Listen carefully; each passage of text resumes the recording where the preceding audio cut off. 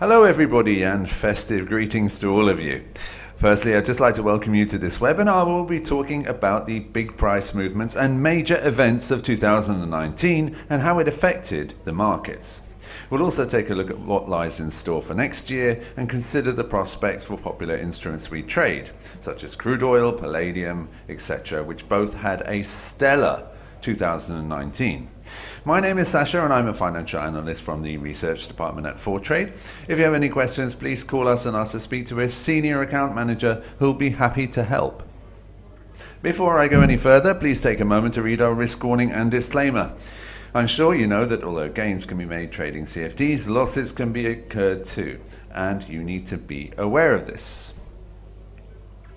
Now, first off, we'd like to introduce you to what we call a market opportunity. A market opportunity is a one-page briefing containing market analysis, and our goal is to provide you with a simple-to-understand opportunity to trade on the markets. We will select an instrument such as gold, or a currency pair, or crude oil, and tell you our very best estimate on its price direction so that you can trade on it if you want to. Market opportunities are produced by the research department on a daily basis according to market conditions and based on historical evidence. This can relate to daily trading, weekly trading, or monthly trading. A market opportunity consists of fundamental analysis, geopolitical events, and technical analysis that includes a pivot point and support and resistance levels. It's important to understand that it's solely your decision whether you trade on market opportunities or not. So here's an example of a market opportunity. You can see fundamental analysis on what's going on with crude oil. In this case, you can see we had a downtrend opportunity over a weekly period, since our analysis suggested crude oil would fall. At the top, you can see some geopolitical events and fundamental analysis that can influence the price of crude oil. For example, the price on Saudi Aramco, restoring its production to full capacity soon after an attack on its oil supplies, and downward pressure on crude due to the trade war. When using a market opportunity, it's vital to look at the pivot point on which the calculations are based. In this instance, if the price reaches 56.786 that you can see on the left-hand side of the screen here, this shows the right moment in our estimation for opening a trading position. That's had you decided to trade on this opportunity when it was active. You can see below the trend direction and the time period. It's also important that you know how to use the stop loss and take profit options. You have support and resistance levels further down. At these points you can put a stop loss and take profit, and on the right hand side of the screen you have calculations. If you close the position using take profit, you can expect these kinds of profits at the support levels in green. If the price is going against you, you can potentially have a loss of the amount at the resistance levels in red. Finally, profit and loss calculations are based on a one-lot trading volume. So, the main events that move the markets this year. There are many events that could be listed, but sentiment on the markets have been chiefly affected by the trade war. The imposition of new tariffs, the on-off negotiations between the US and China have all had a great impact on crude oil, gold, silver, and stocks, the US dollar, the Japanese yen, and the Australian dollar. The threat of a potential global recession that a long and damaging trade war would have on the global economy will always affect these instruments. Another major factor affecting markets this year have been close to record low interest rates in the US and multiple other countries. As you know, low interest rates boost economic activity and tend to push gold, silver, stock prices up while pushing the value of the dollar down. With this in mind, let's take a look at some of the major instruments to see how they performed this year. Let's start with gold.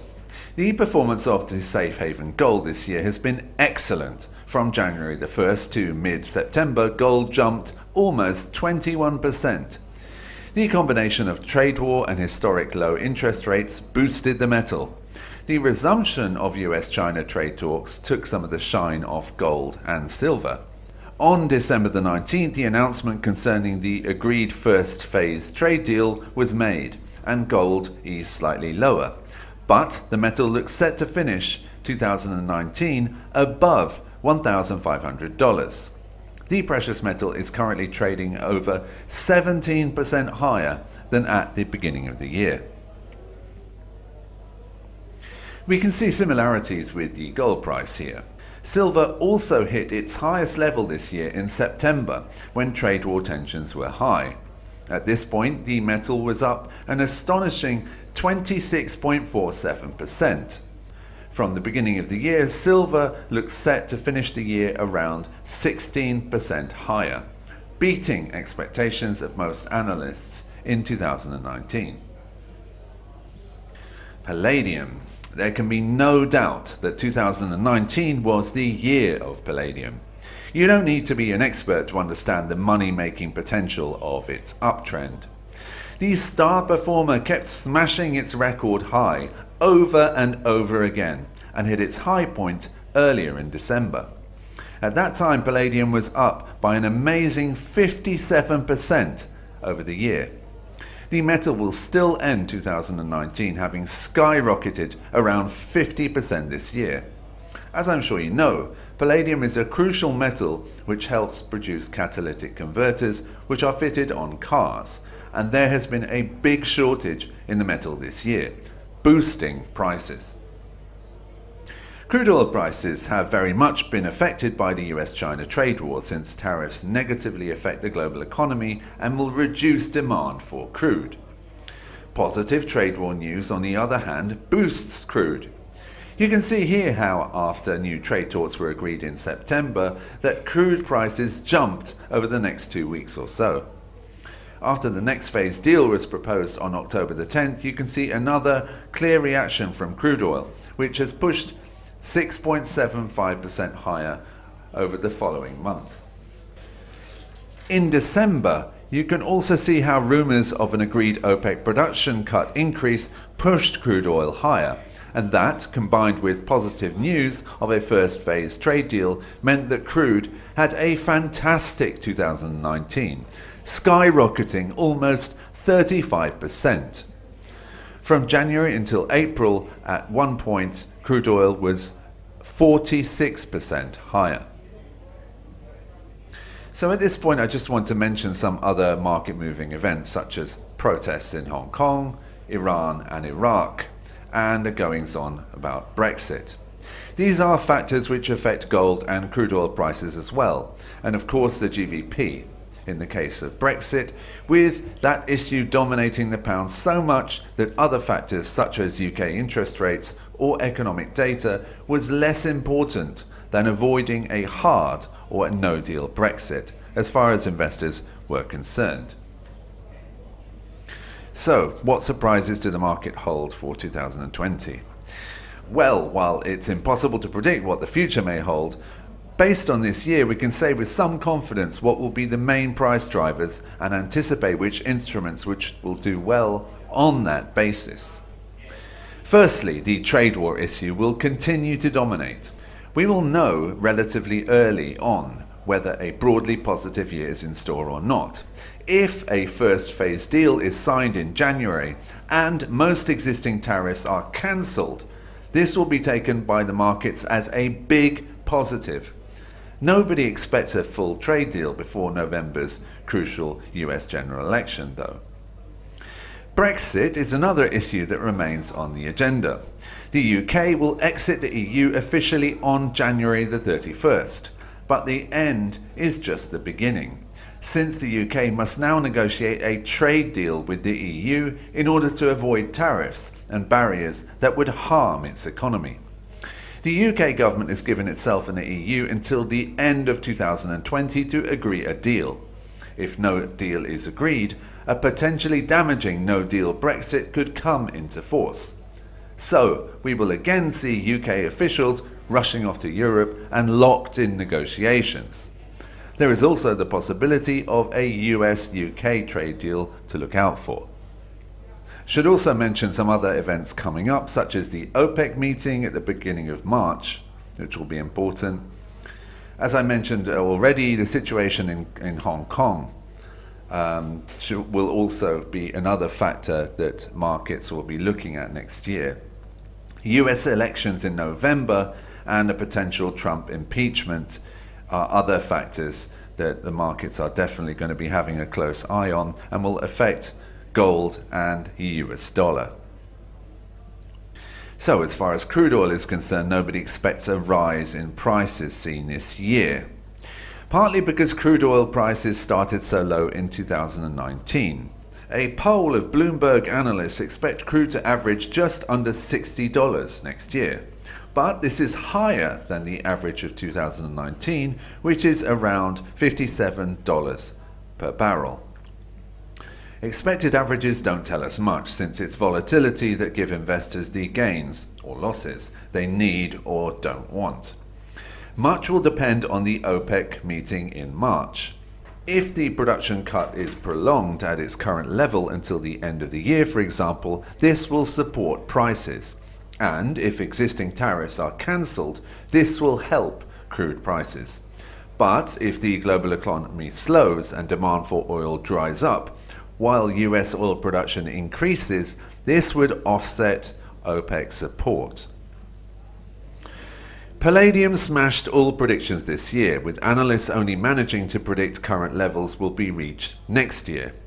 Most analysts believe that palladium will continue to move higher in 2020, above $2,000, but will grow at a slower pace. And that in 2020 we may see more classic moves up, then deeper corrections than this year. But a minority of analysts, such as those from Commerzbank, caution that palladium will fall towards the end of next year to trade around $1,500. Gold prices. So speaking from the perspective of interest rates, most investors have accepted the fact that interest rates are unlikely to go lower, unless there is an economic downturn in the US. So investors are looking at how long rates will remain at these ultra-low levels. According to Fed statements, it seems very likely they will stay at current low levels for the short to medium term. On the other hand, after this year's on-off US-China negotiations, gold bulls point to the possibility of another breakdown and potentially the reintroduction of tariffs. Besides, the uncertainty of the US election would support gold, and the prospect of Trump's re-election could persuade the US to take a harder stance on China and to slap tariffs back on the country after the election. And if there is a sharper global slowdown, investors will want to buy gold in any case. Most analysts expect higher average gold prices next year. Goldman Sachs lists a target of $1,600 next year, while TD Securities believes that gold will hit $1,650 after a Fed rate cut. As far as silver is concerned, TD Securities is bullish, seeing silver peaking at $20 by the end of the year. However, most analysts don't believe silver will rise in the short term. But many believe that from the second quarter, prices will push higher, and TD Securities, for example, believes that silver will outperform gold next year. However, analysts warn that trade negotiations are an unknown factor that can impact gold and silver in both directions. Well, that's it from me, and I wish you a very happy Christmas and New Year, and much success in your trading choices in 2020. I hope you found this webinar useful. Of course, at ForeTrade we will follow every major instrument closely, particularly the ones I was talking about today, so please do get in touch if you have any questions. Until next time, goodbye, and please join us at ForeTrade again soon.